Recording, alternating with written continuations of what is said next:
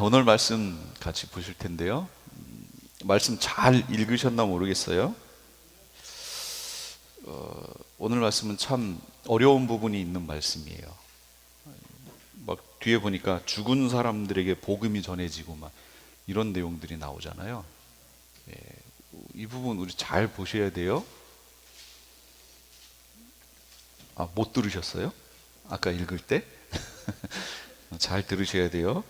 우리가 이 부분을 어떻게 성경을 통해서 확인해야 될지 확인해 봐야 됩니다. 오늘 제목은요, 메시아와 같은 마음으로 무장하라 라는 마음이에요. 사실 이 부분을 언급을 하고 좀 지나갔으면 좋겠어요. 무슨 얘기냐면 그리스도라는 말에 대해서 우리가 생각을 좀 해봤으면 좋겠습니다. 그리스도라는 말은 전 세계에 우리 한국 사람들만 쓰는 말이에요. 그러니까 실상은 정말로 기름 부음 받은 자라고 하는 이 원어의 그 음역은 마시아흐입니다. 마시아흐 이 뜻이에요. 그런데 우리는 그냥 메시아 이렇게 부르죠. 그래서 메시아 정도까지는 갔으면 좋겠다는 거예요. 그냥 메시아. 그래서 저도 이제부터 메시아라는 말을 주로 쓰고 싶어요. 이것이 헬라로 넘어갔고, 헬라로 갔더니 크리스토스로 바뀐 거예요. 마시아흐가 크리스토스로 바뀌었어요. 그리고 영어로 갔더니 크라이스트로 바뀌었고, 한자로 넘어왔더니 크라이스트란 말이 없잖아요. 그러니까 그리스도가 된 거예요. 그게 우리말로 번역되면서 지금 몇 단계 거쳤죠. 거치다 보니까 전혀 다른 우리말에는 없는 말이 생겼어요. 여러분, 그리스도가 기름 부음 받은 자라는 뜻이에요? 우리말로? 없어요. 그런 뜻은 없어요. 전혀 상관없는 말이 등장한 거예요. 그래서 이제부터는 저도 메시아라는 말을 주로 하고 싶어요. 이해가 되셨죠? 그래서 오늘 제목도 메시아와 같은 마음으로 무장하라. 평상시 같으면 그리스도와 같은 이렇게 쓸 텐데 그렇게 안 하고 메시아와 같은 이렇게 썼어요. 오늘 본문도 보세요. 그리스도께서는 육신으로 고난을 받으셨습니다. 이렇게 나왔잖아요. 사실 메시아께서는 육신으로 고난을 받으셨습니다. 이렇게 하는 게 좀 더 좋겠다 싶은 거예요. 자, 그래서 오늘 제목이 바로 메시아와 같은 마음으로 무장하라. 대체 메시아는, 우리 주님은 어떤 마음을 가지셨을까? 우리가 한번 생각해 보자는 얘기죠. 메시아는 육신으로 고난을 받으셨습니다. 여러분도 같은 마음으로 무장하십시오. 이랬어요. 그러니까 우리가 어떠한 마음으로 무장해야 되는지 지금 가르쳐 준 거예요. 메시아의 마음을 가지면 돼요. 그런데 메시아께서 어떠한 마음을 품으시면서 육신의 고난을 받으셨을까요? 이제 고난주간인데 이 고난주간에 메시아가 어떤 마음을 가지시고 고난을 받으셨을까? 우리가 한번 생각해 봐야죠. 사실은 메시아께서는, 예수님께서는 고난 받으실 이유가 없잖아요. 예, 없어요. 그런데 오셔서 고난을 받으시는 거예요. 그러니까 고난 받으실 이유가 없는 분이 오셔서 고난을 받으시려니, 그 고난을 이겨 나가시려면 메시아께서 어떤 마음을 품고 계셨을 거 아니에요. 그 마음이 뭐냐라는 거예요. 그 마음을 우리도 품으라는 거예요. 그리고 그 마음으로 성도들이 무장하래요. 세번역에서는 무장하라 그랬는데 개역 개정에서는 갑옷을 입으래요. 그 갑옷을 입으라고 그렇게 나와요. 갑옷은 언제 입어요? 전쟁할 때. 우리는 뭐 하고 있는 거죠? 전쟁 중이에요. 전쟁 중. 그래서 이 전쟁을 승리로 우리가 마무리해야 돼요. 이미 주님께서 승리하신 전쟁인데 우리도 그 뒤를 따라서 승리로 마무리를 해야 된단 말이에요. 그러려면 전쟁용 도구로 무장을 해야죠. 갑옷 입어야 돼요. 마음을 다스려라 그 얘기예요. 마음.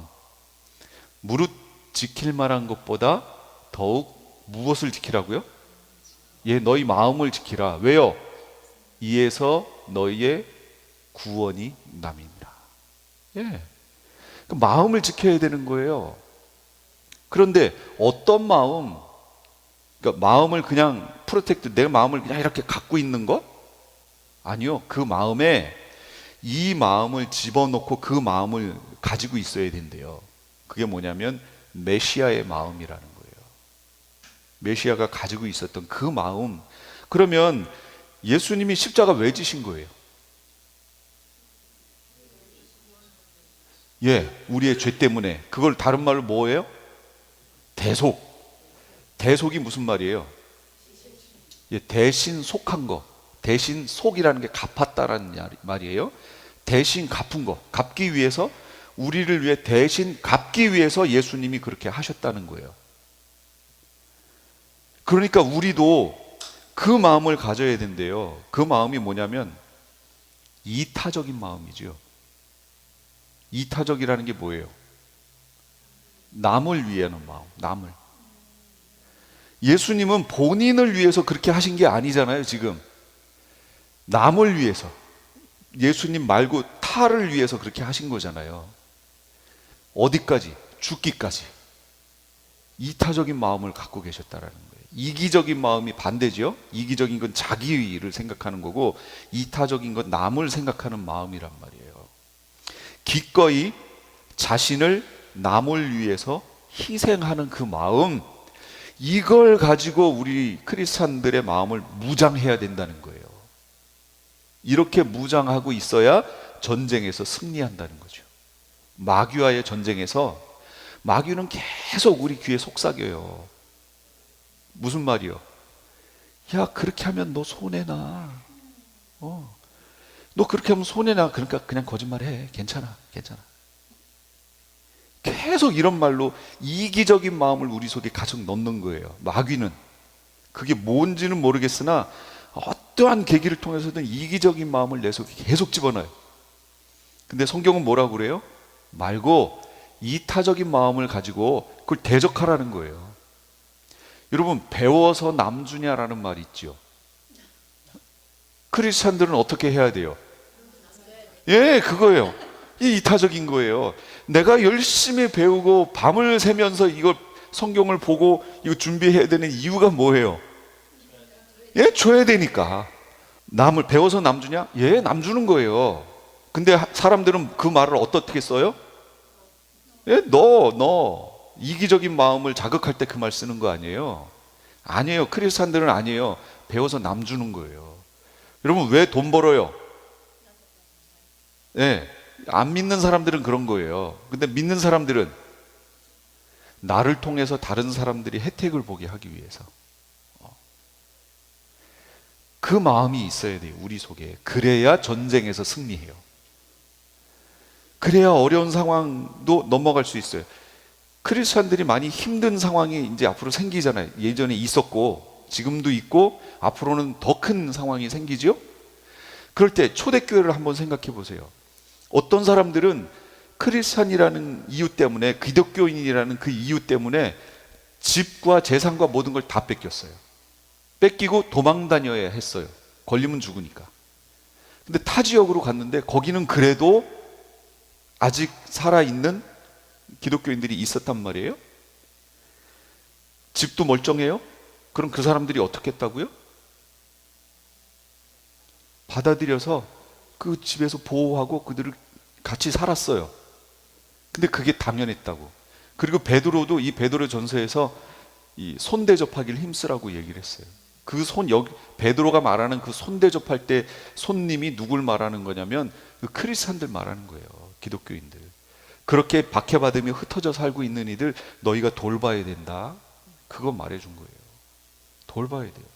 그러니까 그들이 열심히 일해서 돈 벌어서 뭐 해야 된다고요? 돌봐야 된다고. 남을 위해 써야 되는 거예요. 이게 크리스찬들의 삶이라고요. 나를 위해서 이기적인 마음으로만 그걸 하면 이게 만족이 없어요. 희한하죠? 여러분 자신을 위해서 쓰면서 막 대만족 막 이러신 적 있어요? 재물을 여러분을 위해 쓰면서. 그런 돈이 없죠. 그러니까 만족 못했다는 얘기예요. 남을 위해서 쓰면 거기서 만족이, 조금 썼는데도 만족이 와요. 그렇죠?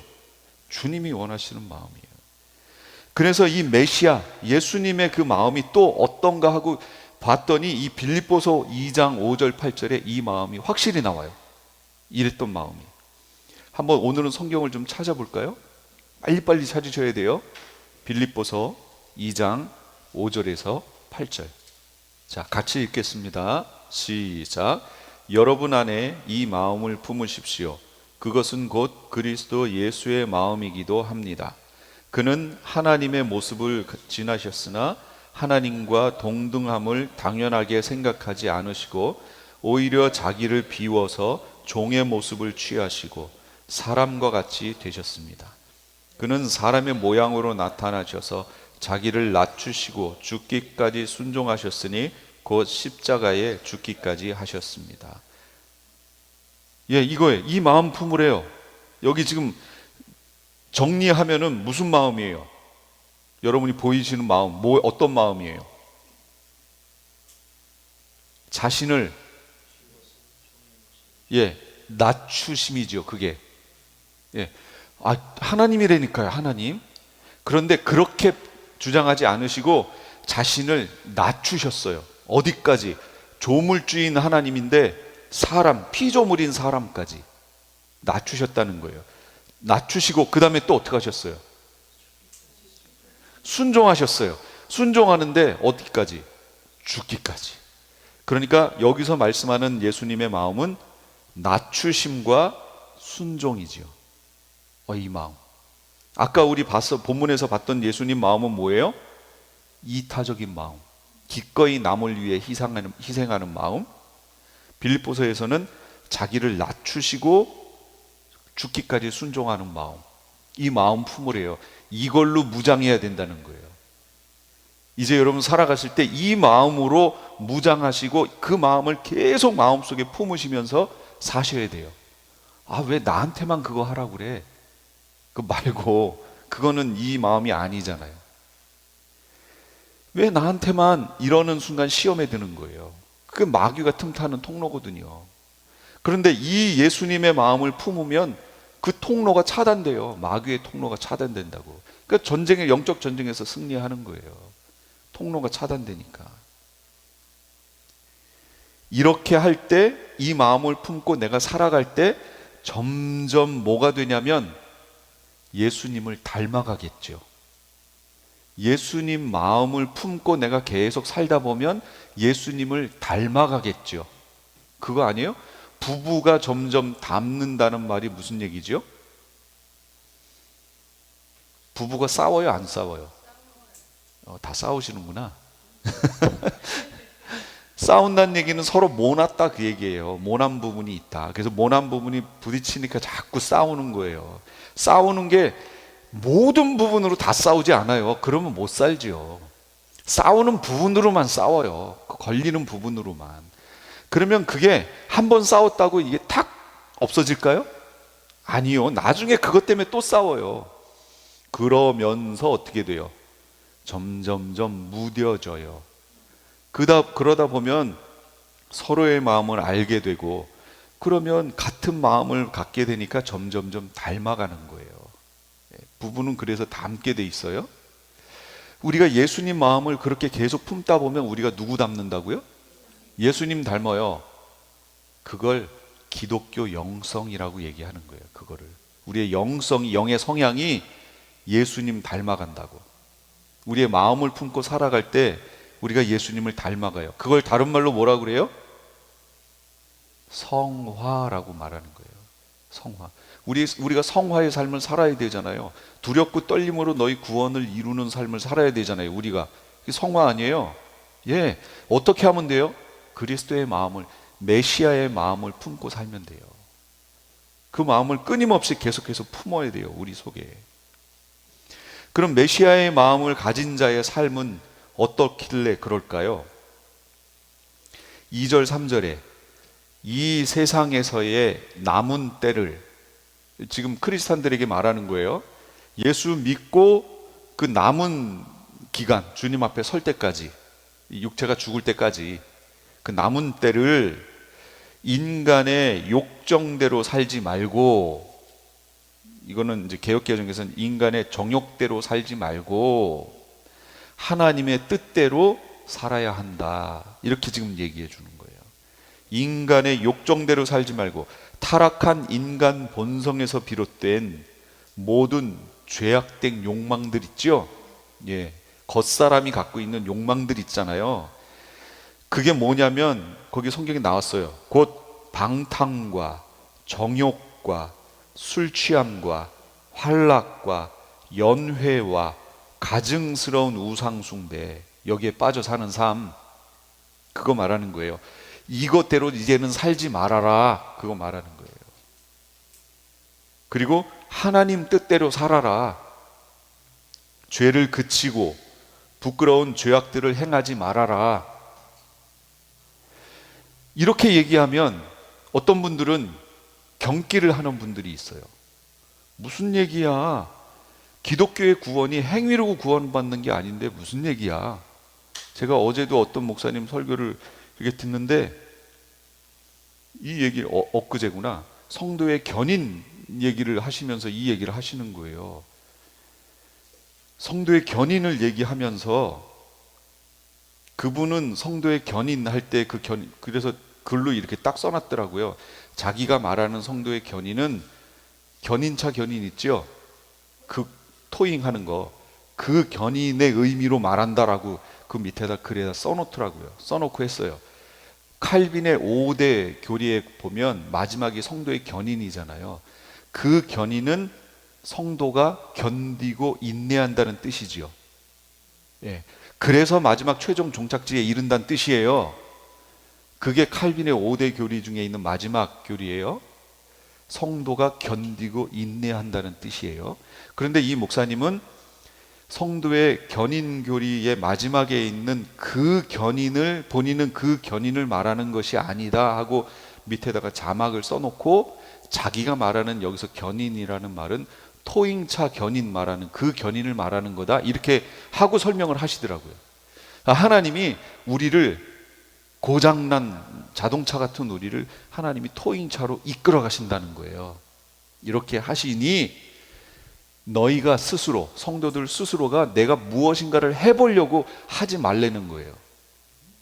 그러면 거기에서 뭘 느끼게 되냐면 교만이 찾아온다는 거예요. 그래도 내가 이만큼 했지 하는 교만이 들어온다는 거예요. 그러니 그런 거 하지 말고 하나님이 인도해 주심을 경험하라는 거예요. 이런 식으로 설명을 하세요. 그러면서 또 본인이 얘기하시는 거예요. 내가 이렇게 설교하면 어떤 사람들은 행함이 그럼 우리 삶 속에 필요 없다는 것이냐 하고 지적할 사람들이 있을 것이다, 이러면서 그 말까지 하면서 또 그 얘기를 하신 거예요. 제가 그 부분에 대한 얘기를 들으면서, 이야, 그 말이 맞긴 맞아요. 내가 무엇인가를 함으로 인해서 어떤 완성의 단계에 가겠다고 하는 순간 우리 속에는 교만이 들어오는 게 맞아요. 그렇지 않아요? 예, 맞아요. 그런데 그게 무섭다고 우리가 살아가야 되는, 우리가 해내야 하는 삶의 행위의 부분을 전혀 무시해버리고 하나님의 인도만을 강조한다면 우리의 삶 속에서 행함이 있겠냐라는 거예요. 있어요? 없어요. 제가 그래서 한국교회 문제가 그거라고 얘기했잖아요. 그러면 저만 그렇게 얘기하는 것이냐? 성경은 어떻게 얘기하는가? 사도들은 어떻게 얘기했는가? 여러분 확인해 보시라는 거예요. 오늘 말씀 뭐라고 그랬어요? 메시아의 마음을 품고, 예전에는 너희가 그렇게 안 살았는데 이제 메시아와 함께 사는 그 삶을 이제 살게 됐으니 메시아가 품었던 그 마음을 품고 이제 육체의 남은 때를 인간의 정욕대로 살지 말고, 여기 오늘 본문에 보면 뭐라고 나와요? 방탕, 정욕, 술 취함, 환락, 연회, 가증스러운 우상 숭배. 너희가 옛날에 이렇게 예수님 알기 전에 이렇게 살았던 거는 그때로 족하다, 이렇게 설명했잖아요. 오늘 본문에. 이제는 그렇게 살지 말라는 거예요. 그리고 하나님 뜻대로 살아라. 여러분, 베드로가 행위 강조했어요, 안 했어요? 예. 그럼 최소한 제자들이 말한 데까지는 말해줘야죠. 신학 말고, 제가 계속 얘기하는 거예요. 신학 말고, 그들이 알고 있는 신학적 관점 말고 제자들이 얘기해 준 데까지는 얘기해 줘야죠, 성도들에게. 지금 베드로는 그렇게 살지 말라고, 삶을 그렇게 살지 말라고 얘기해 주잖아요. 그러면 앞에 선 주의 종들은 그렇게 살지 말라고 얘기를 해줘야죠. 그런데 그것으로 구원받은 게 아니고, 행위로 구원받은 게 아니고 하는 식으로 설명하면서 하나님의 은혜로 구원받았다고 여기를 둥그리뭉실해서 넘어가 버리면 성도들이 어떻게 사냐고. 삶의 방식이 없는데. 제가 무슨 얘기 하는지 이해하셨죠? 예, 꼭 기억하셔야 돼요. 내가 이렇게 변화되어 사는 것을 본 나의 옛날 친구들, 내가 방탕하고 정욕, 술 취함, 환락하고 연회를 열어서 같이 술 마시고 막 이렇게 가증스러운 우상 숭배하며 살았을 때에 그때 그 친구들의 반응 어떨 거라고요? 오늘 본문에 있어요. 어때요? 예, 이상하네 이럴 거라고요. 쟤 너무 이상한데? 그리고 그 사람을 이해하는 게 아니고 뭐라고요? 비방한다. 이게 믿지 않는 친구들의 반응이에요. 그러니까 내가 진짜로 예수님을 만나고 정말 하나님 말씀대로 살고자 어떤 삶의 패턴을 변화시키고 내가 살다 보면 나타나는 현상 중에 하나가 뭐냐면 친구들이 끊어져요. 어떤 친구들이? 믿기 전에 아주 그냥 돈독했던 친구들이요, 관계가 끊어져요. 멀어져요. 왜냐하면 그 친구들 만나면 그 행동밖에 없거든요. 근데 이 사람은 바뀌었기 때문에 그런 행동들이 너무 싫은 거예요. 그러니까 정말로 예수님을 만나고 하나님 말씀대로 살고자 하면 옛날에 누렸던 그런 것들이 너무 적응을 못 하겠는 거예요. 그렇게 됩니다. 그래서 예수님의 마음을 품는 게 중요해요. 그럼 내가 어떻게 사는지가 결정되기 때문이에요. 그런데 이때에 우리를 판단했던 이들 있죠. 이 사람들이 자신의 입으로 스스로 죄를 예수님께 다 고할 거래요. 그러니까 여러분 억울해하지 마세요. 여러분이 변화된 삶을 살 때 여러분 주변에 있던 이들이 여러분을 이상하게 여기고 비방하고 그래도 오히려 뭐 해야 돼요? 기뻐해야 돼요. 아, 내가 제대로 살고 있구나, 이렇게 기뻐하셔야 돼요. 그들은 자기 스스로 자기 입으로 주님 앞에 다 제가 이랬습니다 하고 죄를 다 고백할 거래요. 오늘 본문의 5, 6절에 있는 게 그 내용이에요. 그런데 여기에서 아주 중요한 말씀이 있어요. 산자와 죽은 자를 심판하실 분에게. 여러분은 그 우리 앞에서 한번 사도신경 찾아주시겠어요? 자, 여기에 보세요. 그것으로부터 뭐요? 산자와 죽은 자를 심판하러 오시리라. 여러분 여기 읽으실 때 저기서 말하는 산자와 죽은 자가 누구라고 여러분 읽으시나요? 고백하시나요? 한 번도 저거에 대해 생각 안 해보셨어요? 저는 여기 할 때마다, 고백할 때마다 산자와 죽은 자가 누구를 말하는지에 대해서 두 가지 중에 하나잖아요. 첫째, 지금 살아있는 자. 죽은 자는 누구예요? 죽어가 있는 자를 심판하러 오시리라. 이게 첫 번째고, 산자와 죽은 자, 또 하나의 산자와 죽은 자는 뭐예요? 그렇죠. 지금 육체적으로는 살아있는데 살아있는, 영적으로 살아있는 자와 죽어있는 자 심판하러 오시리라 그랬잖아요. 그럼 여러분은 뭐라고 1번이에요? 2번이에요? 뭐라고 생각하고 이거 고백하셨어요? 여태까지. 이제 우리는 계시록을 했기 때문에 이거를 언급할 수가 있어요. 안 했을 때는 언급하기 힘들어요. 근데 여러분은 이거 어떻게 생각하셨어요? 하늘에 오르사 전능하신 하나님 우편에 앉아 계시다가 그곳으로부터 오시리라 그랬잖아요. 그것으로부터 오시잖아요. 그러면 저 오시는 건 초림이에요, 재림이에요? 재림. 이제 자, 정해졌어요. 아, 재림이구나. 심판. 그럼 그 재림도 심판이지요. 심판하기 위해 오시는 재림이란 말이에요. 근데 그 심판의 대상자들이 누구예요? 산자와 죽은 자예요. 그러면 재림에 오시는 예수님 앞에 이미 죽어서 낙원이나 음부에 가 있는 이들이 부활해서 심판받아요? 아니지요. 그들은 백보자 심판에서 심판받잖아요. 다시 오시는 주님 앞에 심판받는 자들은 누구예요? 그때까지 살아있으면서 육체적으로 있으면서 영적으로 산 자와 죽은 자지요. 그럼 여기서 말하는 산자 죽은 자는 1번이에요, 2번이에요? 2번이에요. 이제 우리는 생각할 수 있다고 그랬잖아요. 계시록을 안 배웠으면 이거 몰라요. 그리고 다 1번으로 지금 풀어서 한단 말이에요. 그런데 성경에 찾아보시면 산자와 죽은 자라는 산자와 죽은 자라는 저 표현이 여러 번 나와요. 그런데 그 성경에 나와 있는 그 표현은 둘 다예요. 어떤 건 진짜로 살아있는 자와 죽은 자에 대한 얘기고, 어떤 건 영적으로 살아있는 자, 죽은 자, 그 두 가지를 다 표현해요. 성경에 로마서 막 이런 데 다 나왔어요. 근데 우리가 지금 보고자 하는 건 오늘 본문이에요. 오늘 본문에서 이 산자와 죽은 자를 어떤 개념으로 썼느냐라는 거죠. 그래서 잘 보셔야 돼요. 자, 오늘 본문을 좀 볼까요? 5절 제가 읽을 테니까 잘 따라가 보세요. 그들은 산 사람과 죽은 사람을 심판하실 분에게 사실을 죄다 아뢰어야 합니다.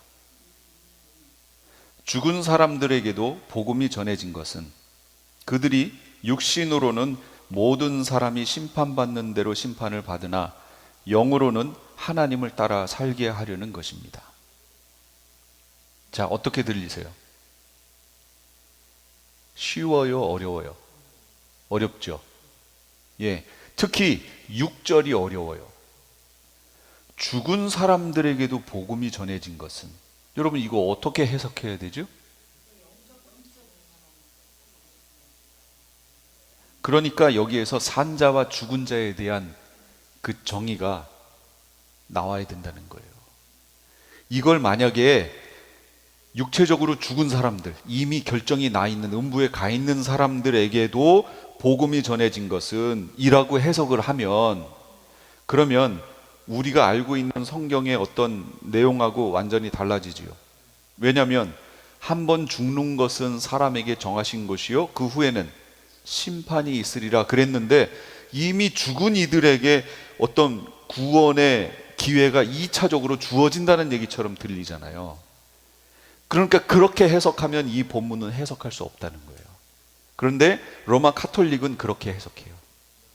연옥 같은 영적 세계가 있어서 거기에서 이걸 진짜로 죽은 자들로 해석하여 거기서 구원받는 기회가 있다라고 2차적으로 기회가 주어진다고 해석하는 거예요. 그런데 이걸 그렇게 해석하면 우리가 알고 있는 성경 상식하고는 말이 안 된다는 거예요. 무슨 말인지 이해되시죠? 예. 그래서 그러면 이거를 어떻게 봐야 하는가? 성경에는 죽은 자라는 표현에 대해서 진짜로 육체로 죽은 자에 대한 그 표현만 쓰고 있는가? 아니요. 그래서 제가 몇 군데를 찾아봤어요. 여러분 잘 아시는 계시록 3장 1절 찾아보세요. 지금은 이제 성경을 쭉 찾을 거예요. 계시록 3장 1절.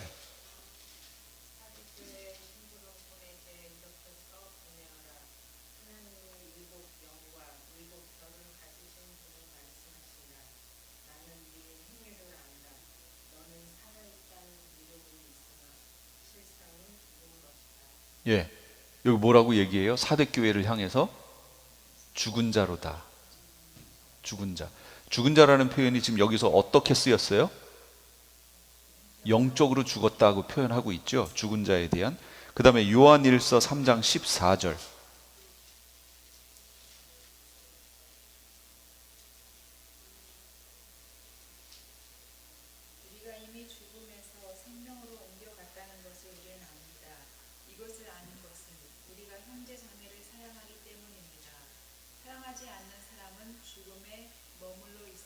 예, 우리가 죽은 자에서 산 자로 넘어갔다고 얘기하죠.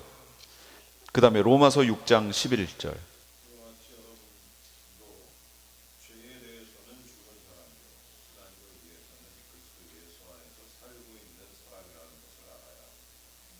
예, 죄에 대해서는 어떻게 여겨야 된다고요? 죽은 자. 하나님께 대하여는 산 자로 여겨야 된다고. 에베소서 2장 1절.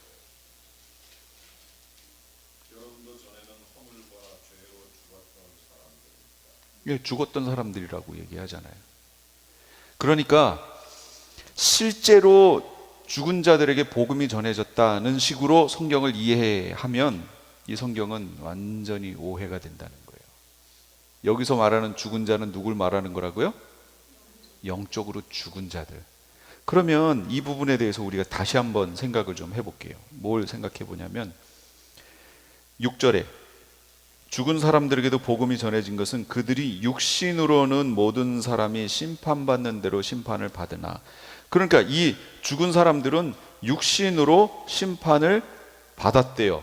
심판을 받으나 그랬죠? 이게 과거형이에요. 받았어요. 이 심판을 받다라는 이 헬라어가 크리노라는 말인데요. 이게 분리하다, 판단하다 그런 뜻이에요. 여기서는 믿지 않는 이들로서 판단을 받으나. 다시요.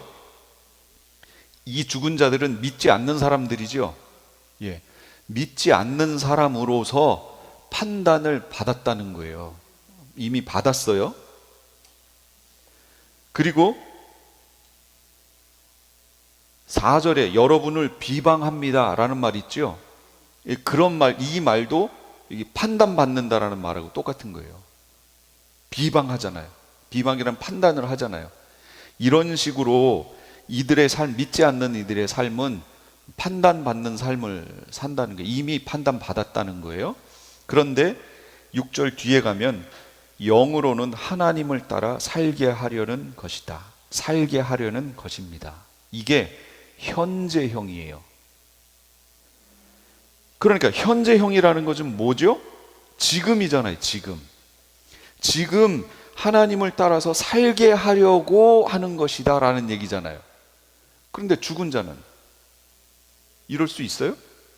안 되죠. 죽은 자들에 대해서 쓰려면 미래형으로 말해야죠. 그래야 마지막에 최종적인 곳에서 그렇게 살게 될 것이다 라고 얘기를 하는 거죠. 근데 본문은 현재형으로 돼 있다고. 그러니까 지금 그렇게 살게끔 하고자 함이라 그런 얘기예요. 복음이 전해진 이유가 뭐라고요? 현재의 삶을 하나님과 함께 살게 하려고 복음이 전해졌다는 거예요. 지금. 그러므로 죽은 자라는 표현이 육체가 죽은 자라는 의미가 아니라는 거죠. 심판받는다, 판단받는다, 이거는 과거형으로 돼 있어요. 그러니까 우리 안 믿는 이들의 삶은 이미 심판받은 거잖아요. 판단받은 거죠. 그런데 그들에게 복음이 전해지는 이유는 앞으로 지금 현재 하나님과 함께 사는 삶을 살게 하고자 합니다. 그러니 여기서 말하는 산자와 죽은 자는 육체가 죽은 자를 의미하는 의미가 아니다. 영적으로 죽었다, 살았다. 그리고 여기에서 한 가지 더 이 본문을 더 이해하기 쉽게 하려면 육신으로는 모든 사람이 심판받는 대로, 그 다음에 영으로는 이렇게 표현했는데 이걸 여러분이 어떻게 넣으시면 되냐면 육체로는 이를 겉사람은, 영은 속사람을 이렇게 표현하시면 이해하기가 훨씬 쉬워요. 그러니까 번역을 단어를 똑같은 의미, 비슷한 의미인데 어떤 단어를 넣느냐에 따라서 이게 완전히 달라진다는 거예요. 아주 어려운 난해한 구절이 될 수도 있고 그렇지 않고 그냥 쉽게 우리가 이해할 수도 있는데 이게 2000년 전에 쓰여진 언어잖아요.